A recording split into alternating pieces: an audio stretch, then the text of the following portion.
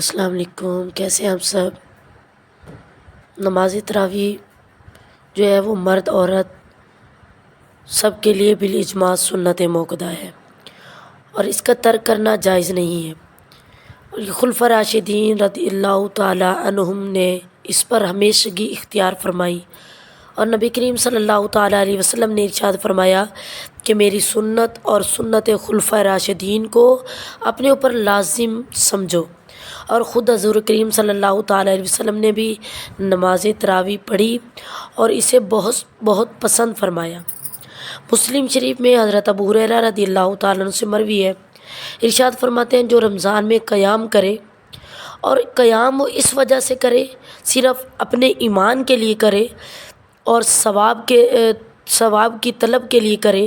اس کے اگلے سب گناہ بخش دیے جاتے ہیں،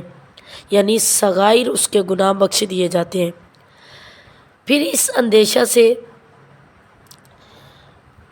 اس امت پر فرض نہ ہو جائے ترک فرمائی، یعنی نبی کریم صلی اللہ تعالیٰ علیہ وسلم نے بعد میں اس کو ترک فرمایا کہ کہیں باقی فرض نمازوں کی طرح تراویح بھی اس امت پر فرض نہ کر دی جائے۔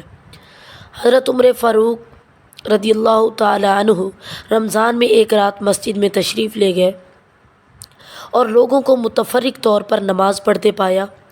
کوئی اکیلا پڑھ رہا تھا تو کوئی کسی کے ساتھ پڑھ رہا تھا، کچھ لوگ مل کے پڑھ رہے تھے۔ تو آپ نے جو ہے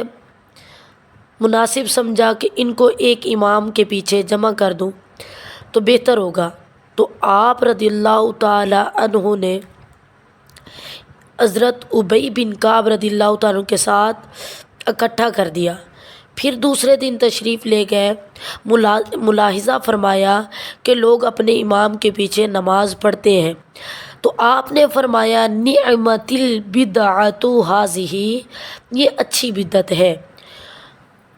رواہ اصحاب السنن، اس کو جو ہے